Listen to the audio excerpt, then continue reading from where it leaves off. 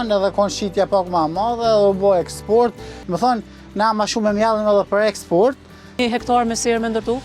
Po, këtu në Kosovë janë do sfida shumë të mëdha, për shembull, unë po të foli personalisht për Krushën, Krushës nuk ju ka dhënë mundësia shumë kallaj me përfitu sera. Mirë po, viti kalon ka qenë sukses shumë për ju? Po, viti kalon na kena dalë me një kohë ku ka qenë Ramazan, edhe kon shitja pak më e madhe, edhe u bë eksport. E kemi një kompani që 2 vjet na merr, është Dafi SHFK për Prizrenit, ai mirët e bën edhe eksport. Edhe domethënë shitim edhe tregun vendor, po e mira është kështu se na këto nuk na jepet mundësia dhe aq gat me këto produkte me shku në treg. Domethënë na ma shumë e mjallin edhe për eksport, se duhet me liru hapësirë, se në mars veç na fillojnë me mjall trangujt edhe normalisht me liru hapësirë sa më shpejt.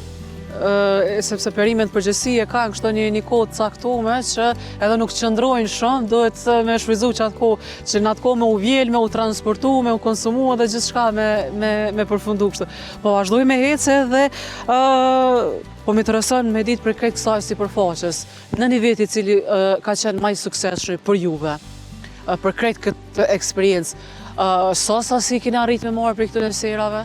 Po zakonisht çdo vit po shkon të bu më mirë. S'mujna me thonë që edhe tepër mirë, për na punojnë edhe me pika grumbulluese. E kemi agroceline që punojmë çdo vit. Do thonë ka vitin tjetër e kena ble edhe makinerinë që mendojna me fillu me konservu edhe vetë trangu i turshi. Edhe shpresoj të dal nga dal po shkon të bu mirë. Nuk mujna me thonë që edhe shumë mirë, po edhe gjithë tu anku edhe kjo nuk është. Mirë është, shpresojmë tu thonë mirë, ka më bo dhe mirë. Me ngrejt edhe energji. Po pra fërsisht me thonë, sa jep rendiment krejt kjo sipërfaqe, prej 1 hektare, 20 hektare me lakër? Sa po pret tash me marrë? Po tash te këto laknet zakonisht, për shembull si vjet ka shumë të mbjellna, nuk është të ushit hiq. Domethënë, për momentin çmimi është shumë i ulët, është të shku me 10 cent, 8 cent edhe nuk ka shitje. Po këtë kjo lakën tjetër është lakën e freskët, edhe shpresoj me shit duke në shkurt edhe në mars, prapë është Ramazan, edhe domethënë kjo nuk bën kille shumë. Te ky produkt, për shembull, kjo mas shumë të mund të bën 1 kg, 1 kg e 200 gram. Është edhe për konsumatorin pak më e lirë me ble, edhe domethënë kille nuk bën, po zakonisht shkon çmimi i cili diku 30, 40, 50 deri në 70 cent. Po kur nuk i dihet.